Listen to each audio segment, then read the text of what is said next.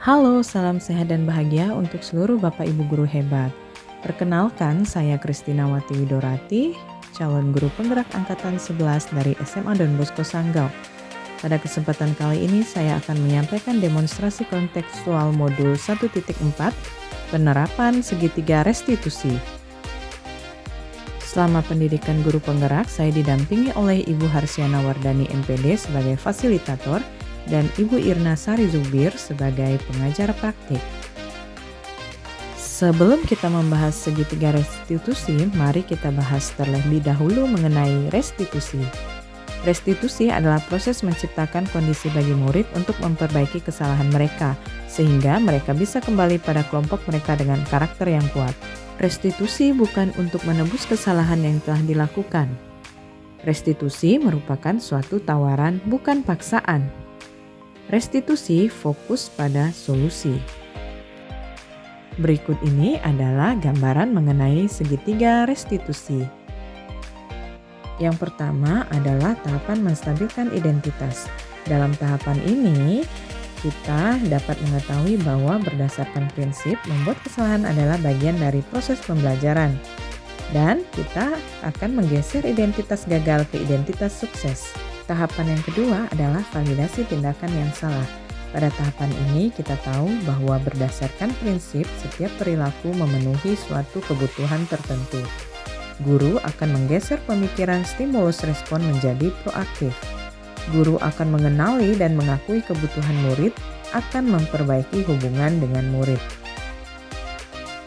Tahapan yang ketiga adalah menanyakan keyakinan kelas. Pada tahapan ini, guru akan memberikan pertanyaan-pertanyaan bermakna untuk memunculkan motivasi secara intrinsik, dan guru mampu mengkaitkannya dengan tindakan yang salah. Kasus pertama. Cheryl adalah ketua OSIS. Sebagai ketua OSIS, Cheryl sangat sibuk baik di sekolah maupun di luar jam sekolah. Sehingga Cheryl sudah 2 kali terlambat datang ke sekolah. Berikut akan saya buat skenario untuk rancangan segitiga restitusi. Cheryl, apakah kamu tahu mengapa ibu memanggil kamu untuk ke ruangan ibu? Iya tahu ibu, karena saya sudah 2 kali terlambat datang ke sekolah. Menurut kamu terlambat itu sebuah kesalahan atau bukan? Iya ibu, sebuah kesalahan. Baiklah, memang kita sebagai manusia itu tidak luput dari kesalahan. Tidak ada manusia yang sempurna. Sewaktu-waktu kita itu pasti akan melakukan kesalahan tanpa kita sadari. Yang terpenting adalah bagaimana kita merubah kesalahan itu dan tidak akan mengulanginya lagi. Setuju? Setuju bu. Ya, Cheryl melakukan itu pasti ada alasannya. Apa alasan Cheryl bisa sampai terlambat? Karena lagi sibuk merancang kegiatan OSIS bu, jadi kami pengurus OSIS merancang kegiatan terkadang sampai larut malam bu, sehingga jam tidur pun menjadi lebih lambat dari sebelumnya. Oh begitu. Cheryl sudah tahu keyakinan kelas kita? Sudah bu. Apa yang Cheryl langgar atas perbuatan Cheryl tadi? Kedisiplinan bu. Menurut Cheryl, disiplin itu penting enggak? Penting ibu, karena dengan disiplin saya bisa menghargai waktu. Ya betul sekali. Dengan menghargai waktu, kita bisa melakukan pekerjaan-pekerjaan kita tanpa harus menunda pekerjaan yang lain.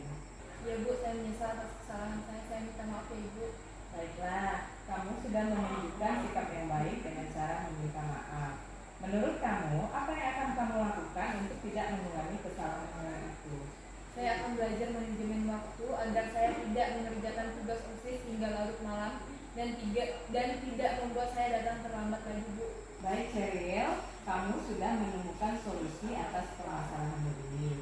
Ibu akan selalu mengingatkan kamu agar tidak mengulangi masalah ini lagi. Baik bu. Nah, untuk saat ini Ibu anggap permasalahan ini sudah selesai. Kamu bisa kembali ke kelas untuk melanjutkan pembelajaran lagi. Baik, terima kasih ibu.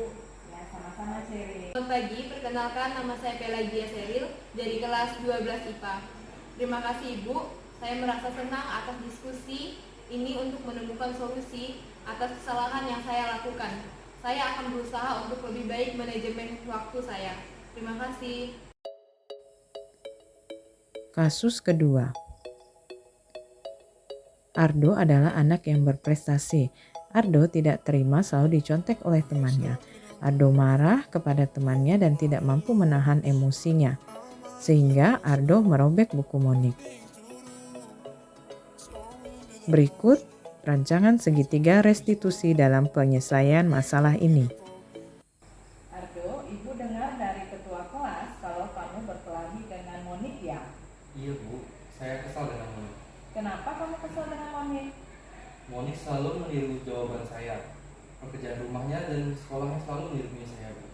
Oh begitu, wajar saja jika kamu marah. Kalau Ibu di posisi kamu, Ibu juga akan marah kepada Monik. Iya Ibu. Lalu, apa yang kamu lakukan terhadap Monik? Saya memarahi dia, memaki-maki dia dan tidak sengaja merobek buku dia. Oh begitu. Nah, kamu melakukan hal itu pasti ada alasannya kan? Apa alasan kamu? Itu saja Bu, saya kesal dengan Monik. Tidak mungkin saya hanya diam saja ketika dia menyontek jawaban saya. Memang wajar jika kamu marah kepada Monik karena Monik mencontek jawaban yang telah kamu kerjakan. Dan Ibu menghargai apa yang kamu lakukan karena kamu tidak melakukan kekerasan, contohnya memukul. Iya Bu. Nah, sekarang coba kamu pikirkan, tindakan kamu mengoyak buku Monik apakah sudah sesuai dengan keyakinan kelas kita? Tidak Bu. Oke. Nah, kalau tidak sesuai, kira-kira keyakinan kelas apa yang kamu langgar? Saling menghormati antar teman sekelas. Menurut kamu, saling menghormati antar teman sekelas itu penting atau tidak? Iya Bu. Jika kamu anggap itu penting, jadi keyakinan kelas apa yang harus kamu terapkan?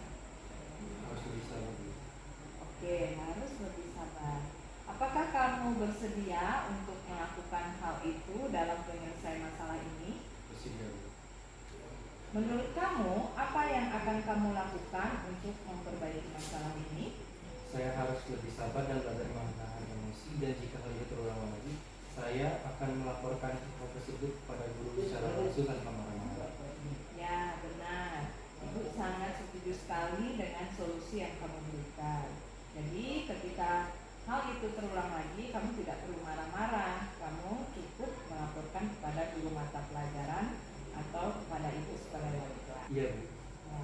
Nah, untuk masalah ini Ibu anggap kita sudah menemukan solusinya, dan sekarang kamu boleh kembali ke kelas untuk melanjutkan pelajaran berikutnya. Terima kasih Bu.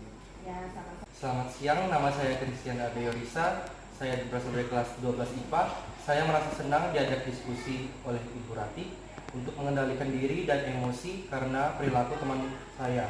Saya harus banyak belajar untuk sabar dan mengendalikan diri serta saling menghormati satu sama lain. Demikian pemaparan dari saya. Terima kasih. Salam guru penggerak.